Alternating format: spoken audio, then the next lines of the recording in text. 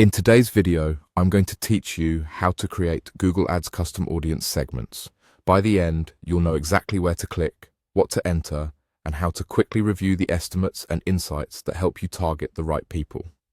First, make sure you're signed into your Google Ads account. From the main dashboard, look to the top navigation bar and open the Tools menu, the one with the wrench icon. Inside that menu, find and select Shared Library. This section centralizes assets you can use across campaigns, and it's where your audiences live. Next, open Audience Manager. Here you'll see all of your audience lists and segments in one place.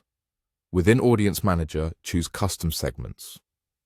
This is the area that lets you build audiences based on interests and intents relevant to your products or services. Click the plus icon to create a new custom segment. Start by entering a clear, descriptive segment name.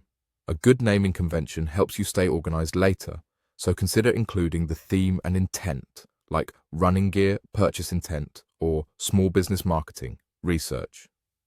Now, include people with the following interest.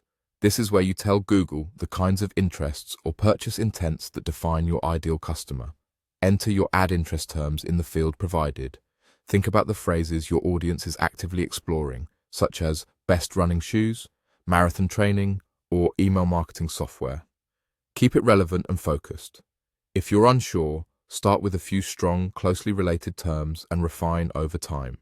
You can always come back and adjust. When you're satisfied with your entries, click Save. Google will generate an estimate so you can see weekly impressions. Treat this as a directional guide rather than an absolute number.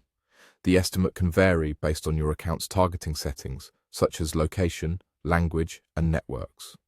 If the estimate looks too narrow or too broad, consider revisiting your interest terms to balance reach with relevance. Next, review the segment insights.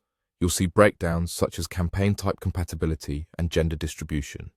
These insights help you understand where this segment might perform best and whether it aligns with your target audience profile.